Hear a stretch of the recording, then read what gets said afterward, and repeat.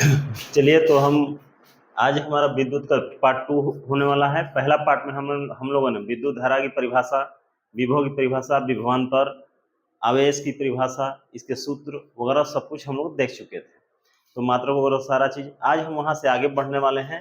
तो आज हम देखेंगे तो विद्युत धारा। अब यहाँ से अगला जो होता है चालू होता है कि विद्युत धारा का सतत प्रवाह लिखा हुआ है। ठीक है, सतत प्रवाह का मतलब होता है कि उसका विद्युत धारा किसी तार वगैरह में जो है हम कैसे उसका प्रवाह बनाए रखते हैं। तो एक क्वेश्चन पूछा जाता है, जैसे यहाँ पर हमारा क्वेश्चन है पहला, विद्युत धारा का सतत प्रवाह कैसे प्राप्त किया जाता है। तो इसको समझने की कोशिश करेंगे, बिल्कुल बेसिक है। अब ध्यान देंगे, मान लेते हैं हमारे पास क्या है, एक तार है, ये हम मान लेते हैं वायर है, और वायर में क्या होते हैं हम जानते हैं, बहुत सारे इलेक्ट्रॉन भरे होते हैं, मुक्त इलेक्ट्रॉन होते हैं, हम पढ़े लिखे हैं। तो बहुत पहला दिन ही हम लोग देखे थे कि एक वायर है तो उसमें क्या होता है, बहुत सारे इलेक्ट्रॉन मुक्त इलेक्ट्रॉन होते हैं। अगर ये क्या है, चालक है तब। अब चालक में अगर बहुत सारे मुक्त इलेक्ट्रॉन है तो इसकी गति जो होती है अनियमित दिशा में होती है, यानी एक फिक्स दिशा में गति नहीं होता है। मुक्त इलेक्ट्रॉन का मतलब है कि वो घूमते रहता है, लेकिन घूमता है तो क्या होता है, एक अनिश्चित दिशा में वो घूमता है। जैसे हम मान सकते हैं ये इधर घूम रहा है तो ये वाला इधर चला गया, ये कहीं इधर घूम रहा है, यानी अपने जगह पे ही क्या करते हैं, एक अनियमित दिशा में घूमते रहते हैं। ठीक है, तो इन का गति जो होता है एक ही दिशा में नहीं होकर क्या होता है, अनियमित दिशा में गति करते हैं।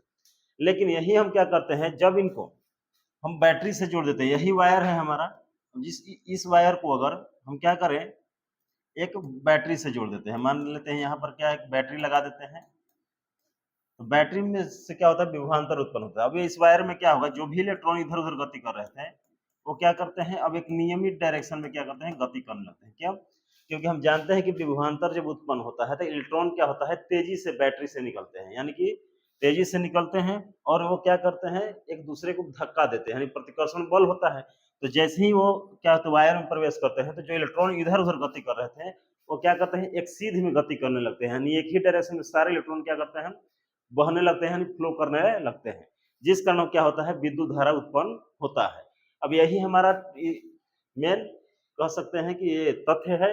कह सकते हैं, अब पूछा जाए कि विद्युत धारा का सतत प्रवाह कैसे होता है, तो वही लिखेंगे, जब तक विद्युत किसी तार में विद्युत धारा प्रवाहित नहीं होता है तब तक उसमें मुक्त जो इलेक्ट्रॉन होते हैं अनियमित दिशा में गति करते रहते हैं। और जब उसमें क्या होता है, धारा विभवांतर के साथ जोड़ा जाता है, यानी बैटरी के साथ जोड़ा जाता है, तो विभवांतर उत्पन्न होने के कारण सारे इलेक्ट्रॉन जो होते हैं एक ही दिशा में गति करने लगते हैं। क्योंकि विभवांतर उत्पन्न कारण जो इलेक्ट्रॉन उत्पन्न होते हैं वो इलेक्ट्रॉन क्या करते हैं, दूसरे इलेक्ट्रॉन पर एक बल लगाते हैं, प्रतिकर्षण बल लगाते हैं, जिसके कारण सभी इलेक्ट्रॉन जो है एक ही दिशा में गति करने लगते हैं।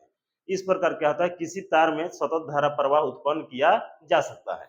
अब इसको वही चीज लिखा हुआ है, पढ़ लेंगे, विभवांतर और धारा। दो बिंदुओं के बीच विभवांतर बनाए रखने का कारण उनके बीच विद्युत धारा प्रवाहित होती है, यानी कि अगर किसी दो बिंदुओं के बीच धारा प्रवाहित करना है तो उसका विभवांतर बनाए रखना पड़ेगा। हम विभवांतर का बहुत अच्छा सा वीडियो पीछे बना है, देख सकते हैं आप। सतत धारा के लिए विभवांतर बनाए रखना आवश्यक है, यानी जब तक विभवांतर रहेगा, यानी दोनों बिंदुओं के बीच अंतर बना रहेगा तब तक धारा प्रवाहित होगा, वरना नहीं होगा। तो कह रहा चालक के सेल या बैटरी के टर्मिनलों के बीच जोड़ने से विभवांतर बना रहता है। सेल के अंदर चल रही रासायनिक प्रतिक्रिया इस विभवांतर को बनाए रखती है, जो कि सर्किट में धारा को चालन करता है।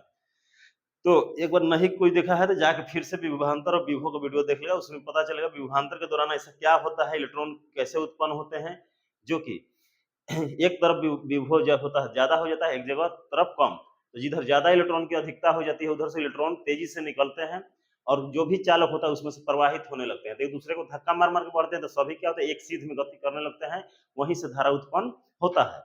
अब आगे हम टॉपिक पे चलेंगे।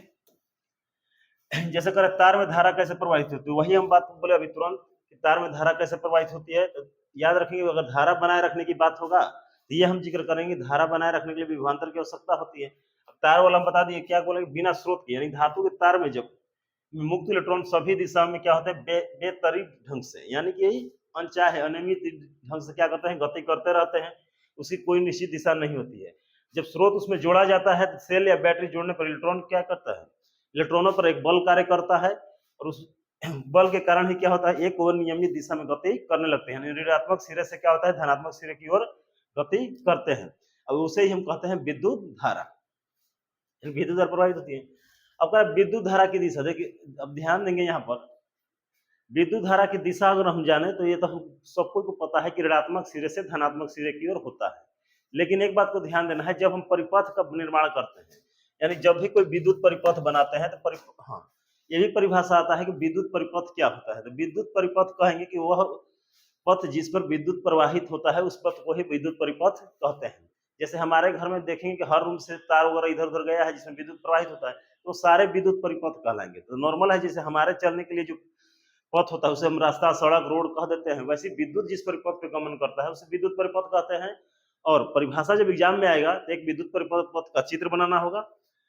नॉर्मल है, अभी बता दिया जाएगा कैसे बनाना है। तो विद्युत परिपथ का चित्र बना के यही लिखना है कि वैसा पथ जिस पर विद्युत प्रवाहित होता है विद्युत परिपथ कहते हैं।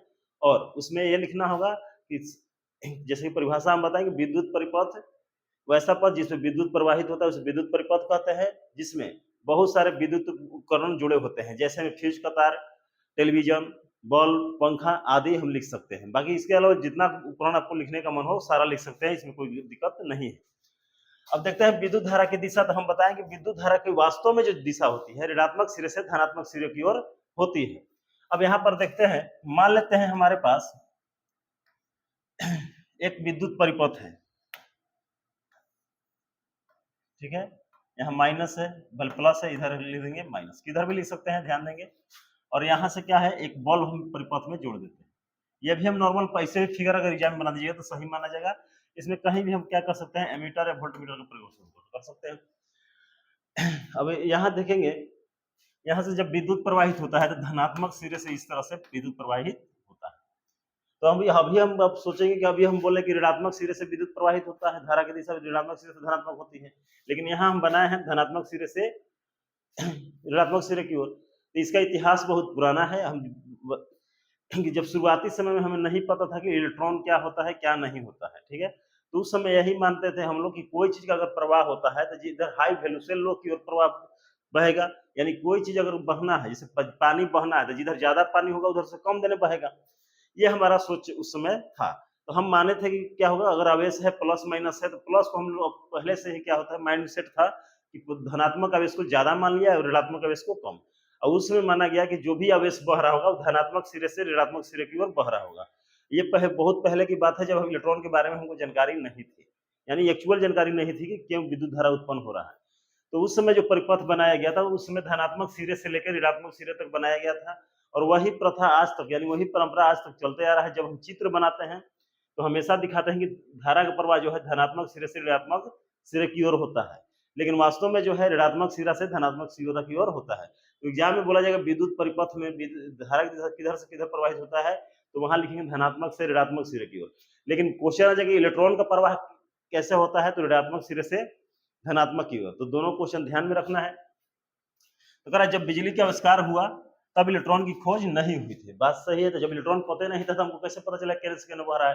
तो हम मान लेंगे कि उसमें मान लिया गया कि जो धनात्मक दिशा है यानी प्लस वाला है उधर से ही इलेक्ट्रॉन का है, उधर से भी धारा बह रहा होगा, किधर बह रहा होगा, ऋणात्मक सिरे की ओर बह रहा होगा। इसलिए विद्युत धारा को धनात्मक आवेशों का प्रवाह माना गया, यानी जिधर धनात्मक है उधर से ही प्रवाह माना गया। अब कह रहा है विद्युत धारा की पारंपरिक दिशा सर्किट में सेल के धनात्मक टर्मिनल से ऋणात्मक टर्मिनल की ओर होता है, जो वास्तव में इलेक्ट्रॉन की प्रवाह का क्या है, विपरीत दिशा में है।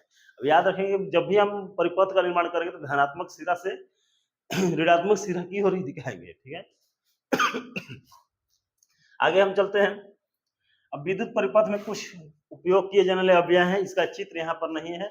आपके एनसीईआरटी बुक या कोई भी पढ़ रहे होंगे तो उसमें सारे अव्यय का चित्र दिया होगा। तो कभी कभी तो ऑब्जेक्टिव में एक आध पूछ देता है कि किसी अव्यय का, कि इसमें बताइए किसका क्या होता है। जैसे अगर बल्ब का होता है तो बल्ब का कुछ इस तरह से साइन होता है, प्रतिरोध को दिखाना है तो कुछ इस तरह से होता है। वही कुंजी की बात किया जाए यानी स्विच वगैरह का तो इस तरह से भी दिखाया जाता है या इस तरह से दिखाया जाता है। तो देखेंगे किताब में कि बहुत सारा जो विद्युत उपकरण है, एमीटर है, तो इसको ये लिखकर इसे मोड़ दिया जाता है। तो ये जो है ये क्या है, एक प्रतीक है जो कि इस्तेमाल किया जाता है जब हम विद्युत परिपथ बनाते हैं तब। तो ये चीज किताब से एक बार सारा चीज हम ये बस एक बार देख लेने की जरूरत है कि एक बार में याद हो जाएगा।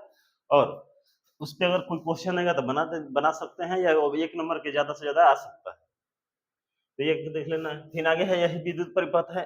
इसमें दिखाया गया कि यहाँ बैटरी जोड़ा गया है, यहाँ क्या है एक प्रतिरोध है, बस नॉर्मल एक प्रकार का परिपथ है जो कि बनाने का प्रैक्टिस कर लेना है। अगर परिभाषा आए तो लिख कर बस फोटो को बना देना। अब यहाँ से हमारा जो बहुत मोस्ट इम्पोर्टेंट जो टॉपिक है वो है ओम का नियम। अब ओम का नियम जो है यहाँ से देखते हैं तो ओम सलाह आखिर होता क्या है, यानी ओम का नियम। अब जैसे ही ओम का नियम हम देखते हैं तो बहुत सिंपल है, याद रखना है कि ओम का नियम यही कहता है कि किसी भी धारावाही चालक तार में नियत ताप पर और समान भौतिक स्थिति पर, यानी पदार्थ की भौतिक स्थिति नहीं बदला जाए तब उसमें से प्रवाही धारा जो होता है विभवांतर के समानुपाती होता है। ये हमारा यही बस क्या है, एक पर डिफिनेशन है, यानी किसी नियत ताप पर किसी चालक में प्रवाहित धारा विद्युत धारा के प्रवाहित धारा विभवांतर के समानुपाती होता है। एक बार फिर से सुनेंगे। किसी चालक तार में नियत ताप पर प्रवाहित धारा विभवांतर के समानुपाती होता है। अब यहाँ देखें बोले हम कि जब चालक तार में जो प्रवाहित धारा है वो विभवांतर के समानुपाती होता है, ताप कांस्टेंट होना चाहिए, यानी ताप बढ़ाना जितना है सो उतना ही रहना चाहिए। तो हमारे पास क्या निकल के आता है उस परिभाषा से, V बराबर IR। अब इसी को हम आगे लिखते हैं तो ये क्या है, समानुपाती का साइन है, ठीक है। अब जहां भी प्रोपोर्शनल का साइन होता है अगर इसको हटाते हैं तो इसके जगह कांस्टेंट आता है। तो यहाँ पर अगर देखा जाए ओम के नियम में जब कांस्टेंट को हटाया जाता है तो इसके जगह R आता है, और यहाँ पे क्या था I। अब इसको सही से लिखते तो हम याद रखते हैं V इक्वल टू IR। अब V यहाँ पर जो है ये विभवांतर होता है, R जो I जो है क्या है, धारा है, और R है यहाँ है प्रतिरोध। अब यहाँ देख सकते हैं कि एक नया चीज निकल कर आता है, प्रतिरोध। तो वास्तव में प्रतिरोध होता क्या है, तो कह सकते हैं कि पदार्थ का जो कह सकते हैं एक ऐसा गुण जिसमें पदार्थ के अंदर प्रवाहित होने वाले धारा का विरोध होता हो, उसे ही हम कहते हैं प्रतिरोध। यानी कि प्रतिरोध क्या होता है, जैसे कि हम लोग नॉर्मल चलते हैं तो हम जानते हैं कि एक घर्षण बल लगता है जो कि हमारे गति के विपरीत दिशा में लगता है। वैसे भी कहीं भी विद्युत परिपथ में अगर धारा इलेक्ट्रॉन बहता है तो उसके विरोध में क्या होता है, एक बल लगता है, यानी उसे रोकने के लिए क्या होता है, एक बल लगाया जाता है जिसे हम प्रतिरोध कहते हैं। तो इसको नॉर्मल परिभाषा में अगर देखा जाए तो यही लिखेंगे हम, प्रतिरोध किसी पदार्थ का वह गुण होता है जो कि उसमें से प्रवाहित होने वाले इलेक्ट्रॉनों की गति का विरोध करता है, उसे ही हम क्या कहते हैं, प्रतिरोध कहते हैं। फिर से सुनेंगे, प्रतिरोध किसी पदार्थ का वह गुण होता है जो कि चालक तार में से प्रवाहित होने वाले धारा या इलेक्ट्रॉन की गति का विरोध करता हो, वो प्रतिरोध कहलाता है। अब यहाँ से प्रतिरोध हो गया, तो प्रतिरोध का जब मात्रक पूछा जाएगा तो मात्रक के जगह हम लिख देते हैं, प्रतिरोध का जो मात्रक होता है क्या होता है, ओम, यानी कि ओम। इस तरह से लिखा जाता है, इंग्लिश में लिखना होगा तो OHM का प्रयोग किया जाता है। तो प्रतिरोध का मात्रक क्या हो गया, ओम। अब इसके बाद हम प्रतिरोध जान गए, ओम का नियम जान गए कि नियत ताप पर किसी तार में प्रवाहित धारा विभवांतर के समानुपाती होता है। सिंपल है, यहाँ पर आएगा तो नियम के साथ साथ इतना तक लिखना होगा एग्जाम में, तब 2 नंबर मिलेगा। उसके बाद हम जान गए कि यहाँ R जो है कांस्टेंट है, जो कांस्टेंट की जगह आया था, जिसका मतलब क्या होता है, प्रतिरोध। ये पदार्थ का गुण होता है जो कि उसमें बहने वाले इलेक्ट्रॉनों की गति का विरोध करता है, और इसका R का जो मात्रक होता है वो क्या हो गया, ओम। अब जैसे ही आते हैं तो यहाँ लिखा है विद्युत पर प्रतिरोध और प्रतिरोधकता। तो सबसे पहले एक क्वेश्चन और पूछा जाता है कि प्रतिरोध जो होता है किन किन चीजों पर निर्भर करता है। तो याद रखेंगे, प्रतिरोध जो होता है तार के लंबाई, यानी चालक तार के लंबाई के समानुपाती होता है। और दूसरा, इसको मान लेंगे समीकरण 1। फिर होता है प्रतिरोध जो होता है तार के अनुप्रस्थ काट के क्षेत्रफल के समानुपाती या व्युत्क्रमानुपाती होता है। अब सब कुछ सोचेंगे कि अनुप्रस्थ काट का क्षेत्रफल क्या होता है। तो मान लीजिए ये तार है हमारे पास जो बेलनाकार होता है, तो इसका क्षेत्रफल इससे भी निकाला जा सकता है, किनारे किनारे भी उससे नहीं निकलना है। इसको अगर बीच से काटा जाए तो इसका जो मुंह होगा कुछ इस तरह गोलाकार दिखाई देगा हमको, इस गोला का क्षेत्रफल को ही बोला जाता है अनुप्रस्थ काट का क्षेत्रफल। तो ध्यान देना है कि तार, यानी ये जो है तार का ये जो मुंह होता है, इसको अगर क्या होगा, बड़ा होगा यानी तार मोटा होगा, छोटा होगा तो तार पतला होगा। तो वही याद रखना है कि जो प्रतिरोध होता है किसी भी तार के अनुप्रस्थ काट के क्षेत्रफल पर निर्भर करता है, और अगर ये काट का क्षेत्रफल ज्यादा है तो प्रतिरोध कम होगा, और ये क्षेत्रफल कम है तो प्रतिरोध ज्यादा होगा। वही क्या होता है, लंबाई के समानुपाती होता है, यानी कि तार जितना लंबा होगा प्रतिरोध उतना ज्यादा उसमें उत्पन्न होगा। तो ये मतलब प्रतिरोध ज्यादा है, मतलब तार की लंबाई ज्यादा है तो प्रतिरोध भी ज्यादा है, तो ऐसे संबंध को बोला जाता है समानुपाती। लेकिन यहाँ उल्टा हो रहा है कि यहाँ पर अगर क्षेत्रफल ज्यादा है तो प्रतिरोध कम उत्पन्न होगा, यानी कि तार के मोटाई का जस्ट उल्टा हो रहा है। तो इसको कहेंगे कि प्रतिरोध जो होता है क्षेत्रफल के व्युत्क्रमानुपाती होता है। क्षेत्रफल ज्यादा प्रतिरोध कम, क्षेत्रफल कम प्रतिरोध ज्यादा। तो ये होता है। अब इन दोनों समीकरण को मिला देते हैं। अगर दोनों समीकरण को मिला दिया जाए तो एक समीकरण होता है एल बाई ए होता है। फिर देखते हैं कि यहाँ क्या है, समानुपाती के साइन है। अब इस समानुपाती के साइन को हटाएंगे तो फिर से क्या होता है, एक कांस्टेंट यहाँ पर आ जाता है और यहाँ पर लिखा हुआ है एल बाई ए। अब इसका अगर वैल्यू हमको निकालना है तो सिंपल है, ये क्या है, डिवाइड में इधर आएगा तो गुना हुआ ए इंटू आर हो जाएगा। इधर क्या है एल, एल इंटू क्या बचा है रो। अब एल को इधर लाएंगे तो क्या आ जाएगा, कुल मिलाकर फॉर्मूला हमारा यही आ जाएगा कि R A into by L. ये और इसको बोलते हैं हम प्रतिरोधकता। तो ध्यान देंगे। अब एक और यहाँ पर जैसे ओम्स के नियम में हम कांस्टेंट हटाते तो हमें प्रतिरोध मिला था। और प्रतिरोध का निर्भरता के लिए हम जब समीकरण लिखते हैं कि प्रतिरोध जो होता है लंबाई के समानुपाती होता है और क्षेत्रफल के व्युत्क्रमानुपाती होता है, तो एक इन दोनों समीकरण को मिलाते हैं तो फिर से क्या होता है, समानुपाती के साइन हटाते हैं तो फिर से एक कांस्टेंट नियतांक मिलता है जिसे हम बोलते हैं रो। अब इसको लिखा जाता है प्रतिरोधकता बोला जाता है, इस लेटर को बोला जाता है रो, या इसे ऐसे भी लिख सकते हैं आर एच ओ। तो रो बराबर होता है प्रतिरोध गुने क्षेत्रफल बटा में एल, यह इसका फॉर्मूला हो गया। अब इसका मात्रक बोलेगा प्रतिरोधकता का, तो इसका मात्रक जो लिखना होगा तो बहुत सिंपल होता है। मात्रक लिखेंगे तो हम जानते हैं प्रतिरोध का मात्रक कितना होता है ओम, और क्षेत्रफल का मात्रक होता है मीटर स्क्वायर, और यहाँ लंबाई है, लंबाई का मात्रक होता है मीटर, तो मीटर से मीटर स्क्वायर कट गया तो क्या हो गया ओम मीटर यहाँ पर हो जाता है। तो ये हमारा क्या हो गया, क्षेत्रफल हो गया, क्षेत्रफल का सूत्र हो गया। मैंने क्षेत्रफल का रहा है या मात्रक हो गया, याद रखेंगे ये क्या है, मात्रक है ओम मीटर। इसको महो भी कहीं कहीं पढ़ दिया जाता है। तो प्रतिरोधकता हम जान गए, प्रतिरोधकता ये प्रतिरोधकता को दिखाया जाता है रो से। फॉर्मूला पूछा जाएगा तो क्या होगा यहाँ पर है आर ए इंटू एल, और वही मात्रक पूछा जाएगा तो ओम मीटर। अब बात करते हैं प्रतिरोधकता होता क्या है। तो प्रतिरोधकता कह सकते हैं, जैसे कि हम अभी पढ़े थे कि प्रतिरोध जो होता है किसी पदार्थ का गुण होता है जो कि अपने अंदर होने वाले इलेक्ट्रॉनों के प्रवाह के विरोध करता है, वो प्रतिरोध होता है। लेकिन कोई पदार्थ है उसमें इलेक्ट्रॉन का विरोध हो रहा है तो किस हद तक हो रहा है, किस मात्रा में हो रहा है, उसको मापना जरूरी है। तो उसका जो माप होता है वही कहलाता है प्रतिरोधकता। यानी कि प्रतिरोधकता जो होता है प्रतिरोध का माप होता है। इतना याद रखेंगे कि प्रतिरोधकता जो है प्रतिरोध का माप होता है। अब यहाँ से कुछ समझ लेंगे, यानी कि अब हमको क्या है कि तार की लंबाई पे हम जान गए प्रतिरोध ज्यादा होता है, यानी जितना ज्यादा दूर तक हम तार ले जाएंगे, तार हमारा जितना लंबा है तो उसमें जो प्रतिरोध क्या होगा, ज्यादा से ज्यादा उत्पन्न होगा। और तार मोटा इस्तेमाल करेंगे तो वहां प्रतिरोध कम होगा, यानी कि तार गर्म कम होगा। और इसमें क्या होगा, ज्यादा लंबाई होगा तो तार जल्दी गर्म होगा। अब इसके आगे हम देखते हैं प्रतिरोधकता की बात करता है तो प्रतिरोधकता बोला जाए कि प्रतिरोधकता जो है किन चीजों पर निर्भर करता है, तो बस याद रखेंगे दो ही चीज पर निर्भर करता है। पदार्थ की प्रकृति यानी चालक जो है वो किस प्रकृति का है उस पर निर्भर करता है प्रतिरोधकता, और एक चालक कह सकते हैं ताप पर यानी तापमान पर निर्भर करता है कि ताप कितना है। तो याद रखेंगे दोनों क्वेश्चन पूछा जाता है, प्रतिरोध पूछा जाएगा तो लंबाई और क्षेत्रफल पर निर्भर करता है, प्रतिरोधकता पूछा जाएगा तो तापमान और पदार्थ की प्रकृति पर निर्भर करता है और किसी चीज पर निर्भर नहीं करता है। प्रतिरोधकता कभी भी लंबाई मोटाई चौड़ाई सब पे निर्भर नहीं करता है, इसको बहुत ध्यान से याद रखना है। हमेशा एक नंबर में या दो नंबर में क्वेश्चन ये पूछा जाता है।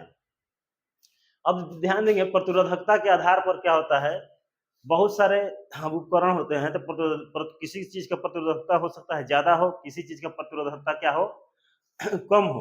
तो उस हिसाब से जब देखते हैं तो सिल्वर जो होता है सबसे प्रतिरोधकता की बात कम किया जाए, मैंने कम बोला जाए तो सिल्वर का होता है, यानी कि चांदी का होता है।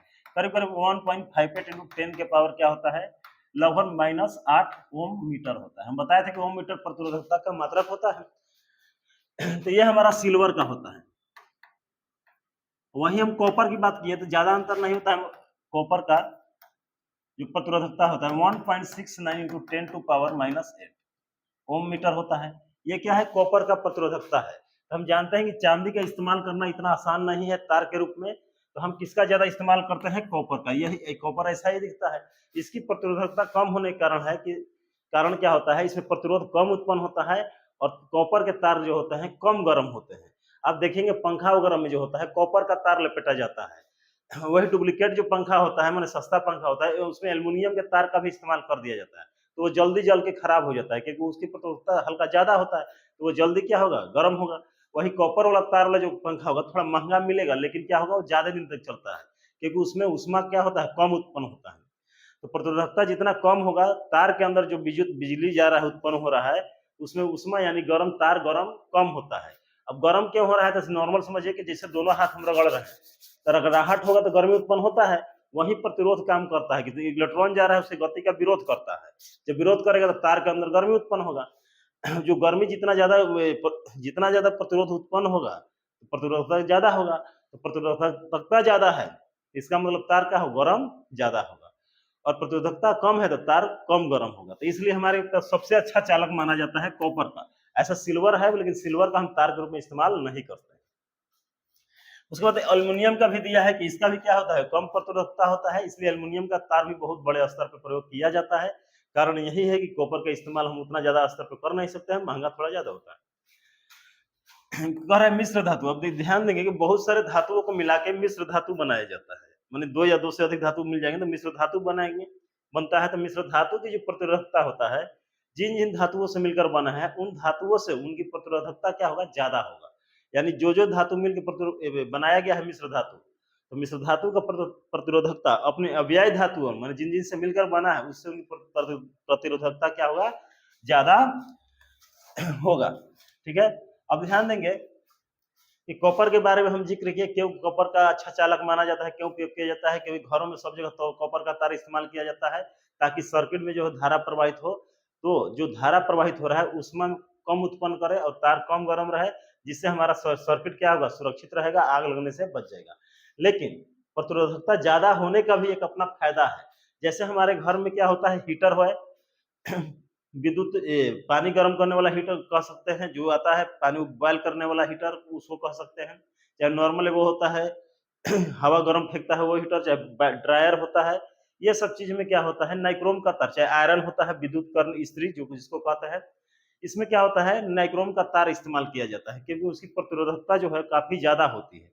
अब जैसे ही आप देखे होंगे जो हीटर होता है खाना बनाने वाला, जैसी प्लग में उसको हम खोजते हैं तुरंत क्या होता है, एकदम लाल हो जाता है। यानी इसमें इतना ज्यादा उसका प्रतिरोधकता होता है, करीब करीब नाइक्रोम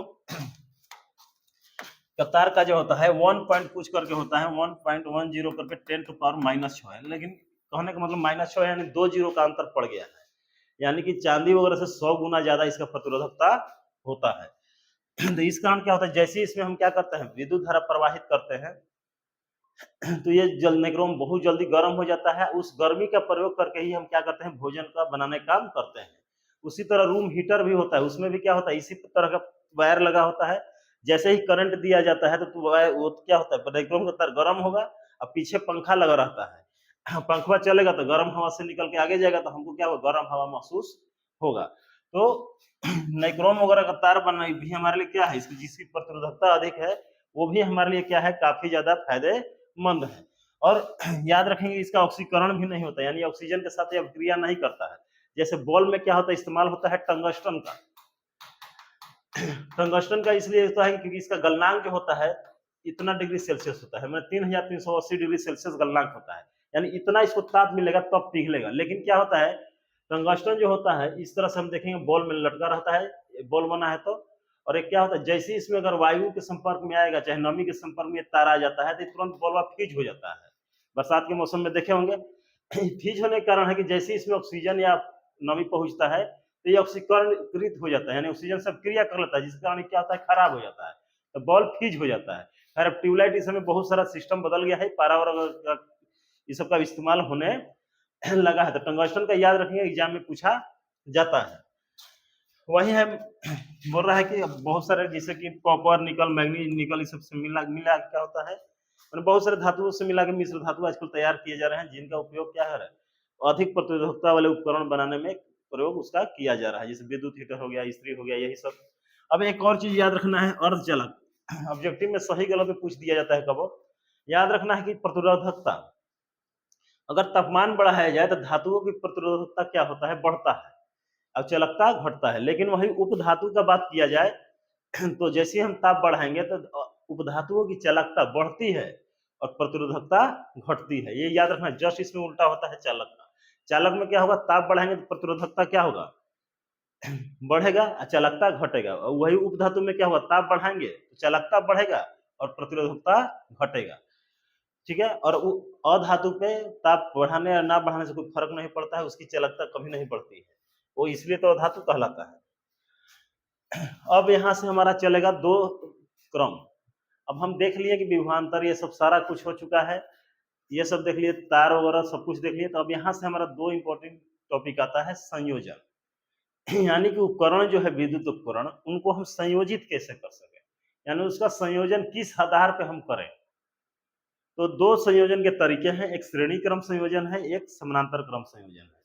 तो श्रेणी क्रम संयोजन जो होता है, जिसमें एक प्रतिरोध के बाद दूसरा प्रतिरोध जोड़ा जाता है, यानी एक उपकरण के बाद दूसरा उपकरण जोड़ते चल जाते हैं, तो वैसे संयोजन को बोलते हैं श्रेणी क्रम संयोजन। मान लेते हैं यही हमारे पास एक विद्युत परिपथ दिया हुआ है, ठीक है। अब इसमें क्या होता है, दोनों में अंतर समझेंगे। श्रेणी क्रम में संयोजन में होता है, मान लेते हैं विद्युत परिपथ है, ये एक बैटरी लगा देते हैं। अब इसमें हमको प्रतिरोध है या कोई उपकरण जोड़ना है, तो मान लेते हैं एक प्रतिरोध हो गया, फिर इसी के साथ क्या होता है लगातार, फिर दूसरा, फिर इसी के साथ हम जोड़ देंगे लगातार तीसरा, यानी कि R1 R2 R3, यानी इस लगातार क्या है, एक के बाद एक तीन अगर प्रतिरोध जोड़ दिए, तीन का 4 5 6 10 12 कितना जोड़ दीजिए, तो इस प्रकार अगर परिपथ में आप कोई उपकरण जोड़ रहे हैं तो आपका जो परिपथ है वो कहलाएगा श्रेणी क्रम, ठीक है, यानी सीरीज। वही हमारे पास क्या होता है, दूसरा तरीका होता है, अगर हमारे पास क्या है, इस तरह से परिपथ है,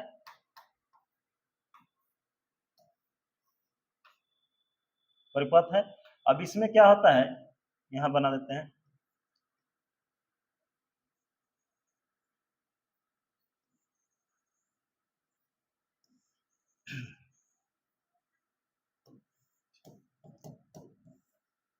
ये जैसे हमारे परिपथ है, इसमें देखा जा रहा है कि तीन वो यहाँ पर भी प्रतिरोध है, ठीक है, लेकिन इस तीनों प्रतिरोधों का जो पहले वाला सिरा है किसी एक बिंदु के साथ और दूसरा वाला सिरा किसी दूसरे बिंदु के साथ जुड़ा है, तो इस प्रकार जो हम उपकरणों का संयोजन करेंगे यानी प्रतिरोधों का संयोजन करेंगे, उसे हम बोलेंगे समानांतर क्रम, इसको बोलेंगे श्रेणी क्रम। तो पहले तो आप परिभाषा जान जाइए, बाद में इसका मतलब बताएंगे। तो परिभाषा यही होगा, अगर श्रेणी क्रम संयोजन का परिभाषा पूछा जाए तो लिखेंगे कि प्रतिरोधों या उपकरणों का ऐसा संयोजन जिसमें एक के बाद एक दूसरा प्रतिरोध जुड़ा होता है, यानी एक के बाद दूसरा, दूसरे के बाद तीसरा, इस क्रम में प्रतिरोध जुड़े हुए होते हैं, उसे हम बोलेंगे श्रेणी क्रम संयोजन। और ऐसा संयोजन जिसमें अलग अलग प्रतिरोधों का एक सिरा किसी एक बिंदु से और दूसरा सिरा दूसरे बिंदु से जुड़ा हो, उसे हम कहेंगे समानांतर क्रम संयोजन। अब दोनों में अंतर देखेंगे। श्रेणी क्रम जो संयोजन होता है, इसमें क्या होता है कि विभवांतर जो है बढ़ जाता है, यानी सभी उपकरण में जो है वोल्टेज, जिसको हम वोल्टेज कहते हैं, अलग अलग होता है। श्रेणी क्रम में सभी प्रतिरोधों के बीच क्या होता है, विभवांतर क्या होता है, अलग अलग बढ़ जाता है, यानी सभी में वोल्टेज क्या होता है, अलग अलग होता है। जिस कारण क्या होता है, अगर सभी में वोल्टेज बढ़ जाता है तो इसमें जो बाद वाले उपकरण होते हैं उसको वोल्टेज कम मिलता है, जिस कारण क्या होता है, देखेंगे अगर श्रेणी क्रम में है तो सारे जो बल्ब है एक ही हिसाब से जल रहे हैं, ये कोई जरूरी नहीं है, क्योंकि वोल्टेज क्या हो रहा है, बढ़ जा रहा है, कोई जरूरी नहीं कि इक्वल इक्वल बटे, वो तो हमारे ऊपर है कि प्रतिरोध कितना है, ये बढ़ जाता है। लेकिन सभी में क्या होता है, प्रतिरोध में धारा समान होता है, याद रखेंगे।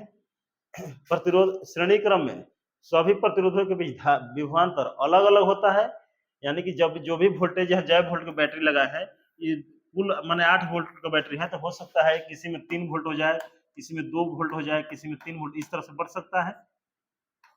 कोई नहीं, जरूरी नहीं है कि बराबर बटे चाहे कैसे बटे, बस यही याद रखें, श्रेणी क्रम में जो भी उपकरण होते हैं उनमें वोल्टेज क्या होता है, यानी विभवांतर क्या होता है, अलग अलग होता है।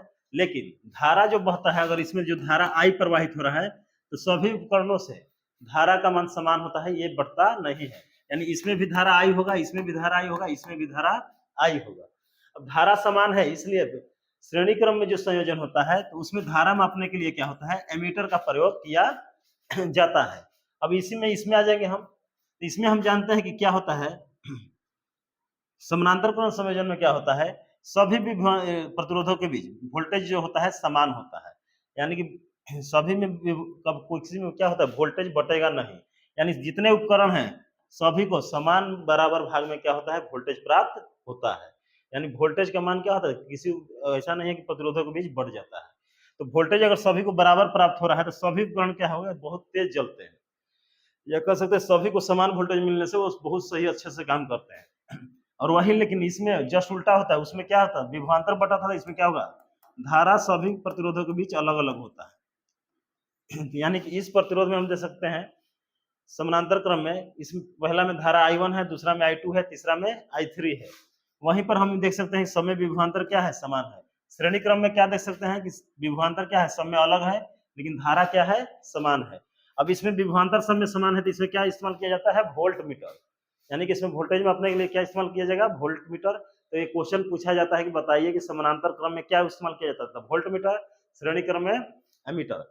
अब वास्तविक मतलब इसका बताते हैं। दोनों संयोजन है अपने अपने जगह है, ठीक है। जैसे हमारे घर में जो होता है फ्यूज का तार होता है, श्रेणी क्रम संयोजन में होता है। अब श्रेणी क्रम संयोजन में क्यों उसको जोड़ा जाता है, तो ये समझना है। श्रेणी क्रम एक ऐसा संयोजन है, मान लीजिए यहाँ पर 3 गो बल्ब हम लगाए हुए हैं, ठीक है। अब श्रेणी क्रम संयोजन में जो है एक भी बीच को कोई भी बल्ब खराब हो जाएगा, मानिए यही खराब हो गया, चाहे ये भी खराब हो गया। अगर ये बल्ब खराब हो गया तो बाकी दोनों बल्ब खुद जलना बंद कर देंगे, यानी परिपथ का में धारा प्रवाह रुक जाता है। तो ये बड़ा अजीब विडंबना है कि अगर हम बहुत सारे उपकरण को घर में जोड़े हुए हैं श्रेणी क्रम में, अगर कोई अपना टीवी बंद करता है तो घर के सारे लाइट पंखा बंद हो जाएंगे, क्योंकि सभी के सभी क्या है, श्रेणी क्रम में है। तो कोई भी एक उपकरण खराब होने से क्या होता है, पूरे परिपथ का लाइन यानी विद्युत धारा का प्रवाह रुक जाता है। तो ये कोई हमारे लिए फायदेमंद तो हुआ नहीं। हाँ, लेकिन यही फ्यूज तार लगा देते हैं, तो फ्यूज तार हम चाहते हैं, फ्यूज तार इसीलिए लगबे करता है कि तार धारा का प्रवाह ज्यादा हो तो फ्यूज मार दे तो सभी जगह का लाइन कट जाए। इसलिए फ्यूज के तार को हम क्या करते हैं, फ्यूज के तार को श्रेणी क्रम में रखते हैं। जैसे फ्यूज का तार मारता है तो हम देखते हैं घर में सब जगह का लाइन कट जाता है। लेकिन बाकी उपकरण जो होते हैं समानांतर क्रम में होते हैं, हम देखते हैं घर के अपना पंखा अगर बंद किए हैं तो बाकी घर का पंखा चल रहा होता है। तो दोनों का इस्तेमाल अपना अपना जगह सही तरीके से किया जाए तो दोनों का सही होता है। अब यही हमारे पास है समानांतर क्रम। अब इन तीनों में से अगर कोई भी प्रतिरोध को हटा दिया जाए, यानी मान लेते हैं तीनों जगह बल्ब जल रहा है, तो इसमें से समानांतर क्रम में कोई एक बल्ब अगर खराब भी हो जाए तो बाकी दोनों काम करते रहेंगे। तो ये हमारे फायदा है। और तो खैर अपने अपने जगह दोनों का उपयोग है, फायदा घाटा क्या कर सकते हैं। फिर है, आप देखे होंगे शादी ब्याह में जाते होंगे तो बहुत बड़ा लॉरी ऐसा लाइट, एलईडी लाइट ये सब लगल रहता है। तो बहुत शादी ब्याह में क्या होता है कि बहुत सारे ऐसे श्रेणी क्रम में जोड़े जाते हैं। अगर बीच का कहीं का एगो बल्ब खराब हो जाता है तो पूरा क्या होता है, लॉरी ही लाइट देना बंद कर देता है। कारण है कि श्रेणी क्रम में जुड़ा होता है। उसमें का कोई एगो बल्ब खराब हो गया तो क्या होगा, पूरा का पूरा लॉरी जो होता है लाइट का वो सब जलना बंद कर देता है। अब मिस्त्री को क्या होता है, रात भर उसको खोजना पड़ता है कौन बल्ब खराब है। जब बल्ब खराब हो जहां होता है तो वहां पर ठीक कर दिया जाता है, मरम्मत कर दिया जाता है, तो फिर से सारा लाइट जलने लगता है। लेकिन इसमें काफी ज्यादा परेशानी होती है, कभी कभी तो मिस्त्री को रत रत भर लग जाता है कि फिजवा कहाँ मरले है तो खोजे खातिर। तो ध्यान देना है कि श्रेणी क्रम में एक भी उपकरण खराब हुआ तो आपका सारा क्या होगा, विद्युत धारा प्रवाह रुक जाएगा। लेकिन समानांतर क्रम में क्या होता है, एक चीज अगर कहीं एक उपकरण खराब होता है तो बाकी उपकरण आपका काम करते रहेंगे। ये हमारा फायदा है। दूसरा फायदा यह है कि अगर इसमें जितने भी सारे बल्ब लगे हैं समानांतर क्रम में सभी को समान वोल्टेज मिलेगा, इसलिए सभी समान जलेंगे, यानी कि काफी ज्यादा लाइट उत्पन्न करेगा। इसका हमको एक कल की वीडियो में प्रैक्टिकल करके दिखाया जाएगा कि आखिर ये दोनों होता क्या है। वहीं यहाँ पर क्या है, विभवांतर बढ़ जाने के कारण इस समय वोल्टेज बढ़ जाता है, तो जो दूर उपकरण होता है उसको पर्याप्त मात्रा में वोल्टेज नहीं मिलता है, तो बाकी पहले वाले की अपेक्षा वो हल्का रोते हुए जलता है, ठीक है, यानी कम जलता है। तो ये हमारा श्रेणी क्रम हो गया, ये संयोजन क्रम हो गया। अब दोनों के लिए फार्मूला होता है, एग्जाम में आता है कि अगर कोई 2 एम 4 एम का प्रतिरोध है तो उसको अगर कुल प्रतिरोध यानी तुल्य प्रतिरोध निकालना है तो उसके लिए क्वेश्चन पूछ दिया कि मानिए कि एक श्रेणी क्रम संयोजन है जिसमें 3 ओम का 2 ओम का प्रतिरोध लगा है, तो बताइए कि परिपथ में कुल कितना प्रतिरोध है। वही सेम क्वेश्चन समानांतर क्रम के लिए हो सकता है कि अगर कोई दो प्रतिरोध 3 ओम 4 ओम का लगा है, समानांतर क्रम में लगा है, तब परिपथ का कुल प्रतिरोध कितना होगा। ये दोनों टाइप का क्वेश्चन आता है, तो उसके लिए फार्मूला होता है। श्रेणी क्रम के लिए फार्मूला नॉर्मल हो जाता है, आर बराबर जितना भी प्रतिरोध लगा है सबको जोड़ दीजिए, और वही समानांतर के लिए क्रम के लिए हो जाता है 1/r1 1 बटा में r2, इस तरह से फार्मूला होता है। ठीक है, अब इन दोनों फार्मूला को हम प्रूफ करके अभी तुरंत देखेंगे। अब चलते हैं सबसे पहले श्रेणी क्रम। यहां हम देखेंगे श्रेणी क्रम संयोजन। माना कि हमारे पास सबसे पहले हम पहले से लिख के रखे हैं ताकि टाइम बचे। तो देखिए सबसे पहले श्रेणी क्रम संयोजन हम प्रूफ करने जा रहे हैं। इस प्रूफ का क्या करेंगे, यही कि आर बराबर क्या होगा, r1 plus r2 plus r3। अभी हम बताएंगे कि कैसे आसानी से इसको प्रूफ किया जा सकता है। अब ध्यान से देखेंगे, यहाँ हमारा क्या है, V वोल्ट का कोई बैटरी लगा हुआ है, प्रतिपर्थ बना लेना होगा। धनात्मक सिरा यह है तो विद्युत प्रवाह इधर से दिखा देना है, जहां धारा क्या प्रवाहित हो रहा है, I, इतना हम कर देंगे। उसके बाद श्रेणी क्रम में हम बोलेंगे एक के बाद एक प्रतिरोध रखा जाता है। तो ये हमारा R1 है, R2 है, R3। इसके अलावा हम बताए थे कि सभी प्रतिरोधों के बीच विभवांतर क्या होता है, अलग अलग होता है। तो यहाँ पर क्या हो जाएगा, V1 यहाँ हो गया, V2 यहाँ हो गया, V3, तो अलग अलग विभवांतर हो गया। अब यही चीज हमको निकालना है, इतना चीज हमको कर देना है। अब लिखना क्या है, यही जो परिपथ में वही लिखेंगे। माना कि हमारे पास एक विद्युत परिपथ है जिसमें 3 प्रतिरोध R1 R2 R3 श्रेणी क्रम में जोड़े गए हैं, जिनके बीच विभवांतर V1 V2 और V3 है, यहाँ पर लिखा गया है। फिर कहेंगे कि प्रतिरोध का कुल विभवांतर कितना है, V है, कुल धारा कितना है, I है, और कुल प्रतिरोध मान लेंगे R है। तो इस तरह से हम मान लेंगे कुल प्रतिरोध R है, विभवांतर कुल कितना है V, और धारा कुल कितना है I। ये हमको इतना मान लेना है, इस तरह से समीकरण बना लेंगे। उसके बाद बहुत आसान है, बस यहाँ लिखेंगे ओम के नियम से हम जानते हैं, चूंकि V बराबर क्या होता है, IR, और सभी प्रतिरोधों पर हम क्या करेंगे, पारापारी ओम का नियम लगाएंगे। ठीक है, तो हम लिखेंगे R1 प्रतिरोध पर ओम का नियम लागू करने पर, ओम के नियम, ओम का नियम लागू करने पर, अब इस पे लगेंगे तो हम लिखेंगे। तो अब यहाँ देखेंगे R1 है, तो ध्यान रखिएगा कि फॉर्मूला भी हम क्या ले रहे हैं, V बराबर IR ले रहे हैं। अगला में V बराबर IR ही लेंगे, लेकिन उसको चेंज करके लेंगे। अब वहां जब चेंज करेंगे वही हम समझाएंगे कैसे इसको लेना है। तो पहले तो यहाँ R1 के लिए V कितना है, 1, V1 है, तो V1 बराबर क्या होगा, I क्यों, क्योंकि बताया था शुरू में कि जो श्रेणी क्रम में होता है सभी प्रतिरोध के बीच क्या होता है, धारा I होता है। यानी धारा का मान क्या होता है, श्रेणी क्रम में सभी उपकरणों के बीच क्या होता है, बराबर होता है, I का मान चेंज नहीं होता है। तो V बराबर I, और पहला प्रतिरोध के लिए है तो R1, इसको मान लेंगे समीकरण 1। सेम चीज यही लिखेंगे फिर से। अब R2 प्रतिरोध पर ओम का नियम लागू करते हैं, तो ओम के नियम को लागू करने पर अब देखेंगे, तो अब R2 पे कितना विभवांतर है, तो V2 है, V2 बराबर क्या होगा, I इंटू R2। अब इसी प्रकार हम लिख देंगे, इसी प्रकार V3 बराबर क्या हो गया, IR3। यह हमारा समीकरण कितना हो गया, 3। ठीक है, अब कुछ नहीं करना है, इस समीकरण बस जोड़ देना है, समीकरण 1 प्लस 2 प्लस समीकरण 3, यानी तीनों समीकरण जोड़ने पर, तो तीनों समीकरण अगर जोड़ने पर बात किया जा रहा है, तो हम लिखेंगे यहाँ पर, इधर क्या है, इधर वाला एक साथ जोड़ेंगे, यानी कि V1 plus V2 plus V3 बराबर, अब इधर वाला जोड़ेंगे क्या होगा, IR1, फिर क्या है IR2, फिर IR3। अब देखो V1 V2, यानी कि विभवांतर ये था, तो यही ना 3 पार्ट में V1 V2 V3 में टूटा था। इन तीनों की जगह लिख देंगे V, और यहाँ सब में क्या कॉमन है, I कॉमन ले लेंगे। इधर क्या हो जाएगा R1 R2, इधर हो जाएगा R3। ठीक है, अब देखेंगे V का फॉर्मूला अब लिख देंगे यहाँ पर, तो V बराबर हमारे पास क्या होता है, IR, तो बराबर यहाँ I है R1 plus R2 plus R3। अब I से I हमारा कैंसिल हो गया, तो R बराबर हमको क्या मिल गया, R1 plus R2 plus R3। अब ध्यान देंगे कि यानी कि जितना भी प्रतिरोध है उसको नॉर्मल सीधा जोड़ दीजिए। श्रेणी क्रम में अगर पूछा जाए क्वेश्चन कि श्रेणी क्रम में जो प्रतिरोध जोड़ा है सबको जोड़ देंगे, वही हमारा क्या होगा, कुल प्रतिरोध होगा। तो ये हमारा श्रेणी क्रम हुआ। अब यही हमको फार्मूला डिराइव करना है किसमें, समानांतर क्रम में। तो यहाँ देखेंगे कि यहाँ पर भी पहले से लिखा है हमारे पास एक विद्युत परिपथ बनाना है जिसका विभवांतर कितना है, V है, धारा कितना है, I1 है, यहाँ धारा I बह रहा है।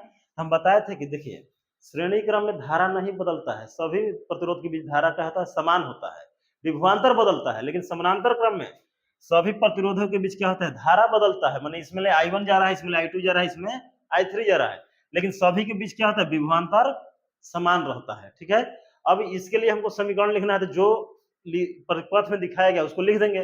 जैसे कि हमारे पास एक विद्युत परिपथ दिया गया है जिसमें 3 प्रतिरोध R1, R2, R3 एक कह सकते हैं कि समानांतर क्रम में जोड़ा गया है, मतलब जोड़ा गया है, जिसके बीच क्या कह सकते हैं कि धारा I1 देख सकते हैं, पहले धारा I1, I2 और I3 है।